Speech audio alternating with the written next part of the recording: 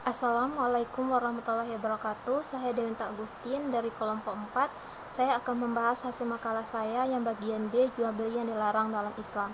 A. Konsep jual beli yang dilarang dalam Islam. Islam adalah agama yang samil, yang mencangkup segala permasalahan manusia tak terkecuali dengan jual beli. Namun dalam melakukan jual beli tentunya ada ketentuan-ketentuan ataupun syarat-syarat yang harus dipatuhi dan tidak boleh dilanggar.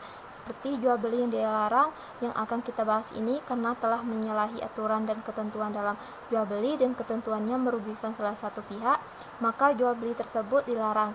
Bila telah dipahami bahwa hukum asal setiap perniagaan adalah halal, maka hal yang semestinya dikenali adalah hal-hal yang menjadikan suatu perniagaan diharamkan dalam Islam. B. Faktor-faktor yang menyebabkan jual beli dilarang dalam Islam. Pertama, adanya uzur kezaliman. Di antaranya bentuk-bentuk jual beli yang diharamkan secara mengandung kezaliman yaitu jual beli najisi. Najisi secara bahasa berarti mempengaruhi atau membenakitkan, sedangkan menurut pengertian terminologi najisi berarti jika seseorang meninggikan harga sebuah barang namun tidak bermaksud untuk membelinya, melainkan hanya untuk membuat orang lain tertarik dengan barang tersebut sehingga dia terjebak di dalamnya, atau dia memuji komoditas tersebut dengan kelebihan-kelebihan yang sebenarnya tidak dimiliki komoditas tersebut dengan tujuan untuk promosi berkala. Yang B, ihtikar atau penimbunan barang. Pengertian ihtikar berasal dari kata haraka yang artinya az-zulum dan isa al-mu'asyarah, dan para ahli fikih menghukumkan ihtikar sebagai perbuatan terlarang, dan dalam agama dasar hukum pelarangan ini adalah kandungan Al-Quran yang menyatakan bahwa setiap perbuatan aniaya termasuk di dalamnya kegiatan ihtikar diharamkan oleh agama. Di samping ini banyak hadis Rasulullah SAW tidak membenarkan perbuatan ihtikar. Misalnya, siapa yang merusak harga pasar sehingga harga tersebut melonjak tajam, maka Allah akan menempatkannya di dalam api neraka pada hari kiamat. Yang C, gitshi. Pengertian gitshi merupakan suatu cara membunyikan cacat barang atau dengan cara menampilkan barang yang bagus dan menyelipkan di selanya barang yang jelek. Kecurangan perbuatan yang disengaja untuk menimbulkan kerugian pada pihak lain. Misalnya, seorang yang membuat pernyataan palsu, menyembunyikan atau menghilangkan bukti yang penting. Gitshi bisa terjadi karena kecurangan dalam harga. D. Merampas hak cipta. Perlindungan hak cipta merupakan etika perniagaan. Umumnya para prosedur barang meminta perlindungan hak cipta mereka dan melarang orang lain meniru barang produksi mereka. Mereka melakukan ihtikar atau monopoli produksi barang tersebut. Termasuk dalam hal-hal ini materi-materi ilmiah dalam informasi seperti buku, kaset, dan program komputer. E. Menjual barang yang masih dalam proses transaksi dengan orang atau menawar barang yang masih ditawar orang lain. Di antaranya bentuk jual beli yang dilarang yakni apabila seseorang yang menjual sesuatu yang masih dalam proses transaksi dengan orang lain atau menawar barang yang masih ditawar orang lain. F. Menjual barang yang digunakan untuk maksiat. Menjual barang yang mubah kepada pembeli yang diketahui akan menggunakan untuk perbuatan maksiat diharamkan, seperti menjual anggur kepada pembeli minuman keras dan menjual senjata kepada perampok. 2. Adanya unsur gharar atau penipuan. Kaidah mengenai gharar. Menurut Ibnu Rashid, gharar ditemukan dalam akad-akad jual beli ketika penjual dirugikan akibat kekurangan tahuan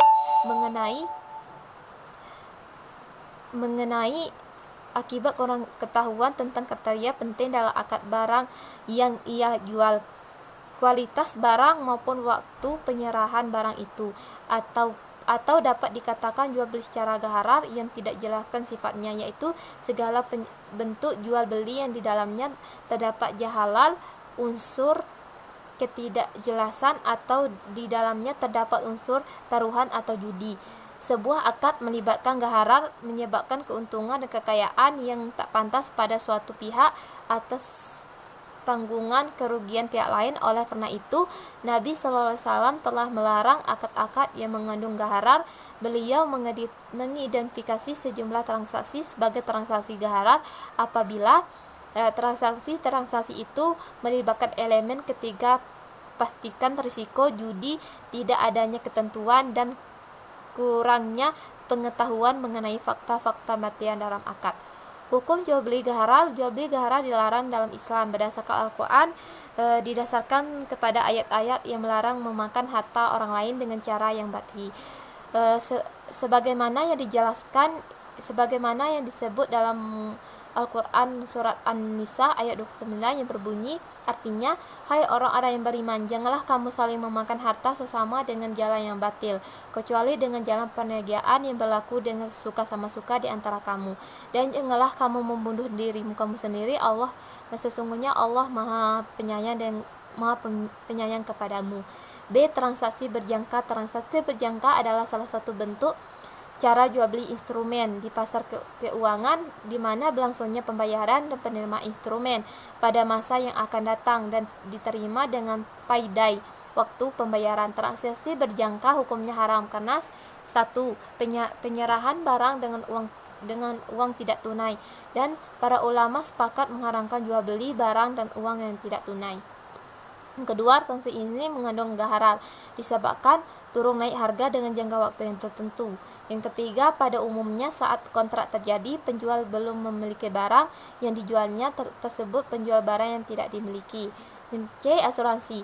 Asuransi adalah suatu persetujuan di mana pihak yang meminjam berjanji kepada pihak yang dijamin untuk menerima sejumlah uang premi sebagai pengganti kerugian yang mungkin akan diderita oleh yang dijamin karena akibat dari suatu peristiwa yang belum jelas akan terjadi. Ada beberapa pendapat dalam memandang asuransi. Pendapat yang menyatakan asuransi dilarang dalam Islam adalah dengan dasar yaitu segala asuransi dalam segala aspeknya adalah haram, termasuk asuransi jiwa. Pendapat ini didukung oleh kalangan ulama seperti Said Abid, Abnu al-Falki, Muhammad Yusuf Qaradawi, dan Muhammad Bakti al-Mu'i. Alasannya di antara lain, yang pertama, adanya dasar asuransi itu sama atau berupa dengan judi. Asuransi mengandung ketidakpastian. Asuransi mengandung riba. Asuransi bersifat eksploitasi karena jika peserta tidak sanggup melanjutkan pembayaran premi sesuai dengan perjanjian, maka premi hangus atau hilang atau dikurangi secara tidak adil atau peserta dizalimi. Premi yang diterima adalah perusahaan diputar atau ditanam atau diinvestasi yang mengandung bunga atau riba. 6. Asuransi menjadi hidup otomatis seorang sebagai objek bisnis yang berarti mendahului takdir Allah. Jenis asuransi ada dua. Yang pertama asuransi komersial, yang kedua asuransi kooperatif atau takaful. Dia jual beli barang secara habalah. Dari Ibnu Umar, ia berkata, adalah kaum jahiliyah bisa melakukan jual beli daging unta sampai dengan lahirnya kandungan, kemudian unta yang dilahirkan itu bunting, dan habalah yaitu unta yang dikandung itu lahir, kemudian unta yang dilahirkan itu bunting. Kemudian Nabi melarang yang demikian itu. Jual beli secara inah. Yang dimaksud jual beli secara inah ialah seseorang menjual sesuatu kepada orang lain dengan harga bertempo, lalu sesuatu itu diserahkan kembali kepada pihak pembeli, kemudian penjual itu membeli kembali barangnya tadi secara kontan sebelum harganya diterima dengan harga yang lebih rendah daripada harga penjualnya tadi. Dari Ibnu Umar bahwa Nabi SAW bersabda, apabila kamu berjual lebih secara inah dan memagani ekor-ekor sapi, kinayah atau kiasan sibuk dengan urusan peternakan keduniaan dan puas dengan pertanian serta meningkatkan jihad, maka Allah akan menguasakan atas kamu kehinaan. Dia akan mencabut hingga kamu kembali kepada agamamu. Yang ketiga, adanya unsur riba. Itulah hasil dari saya. Jika ada kesalahan, saya mohon maaf. Saya tutup dengan wassalamualaikum warahmatullahi wabarakatuh.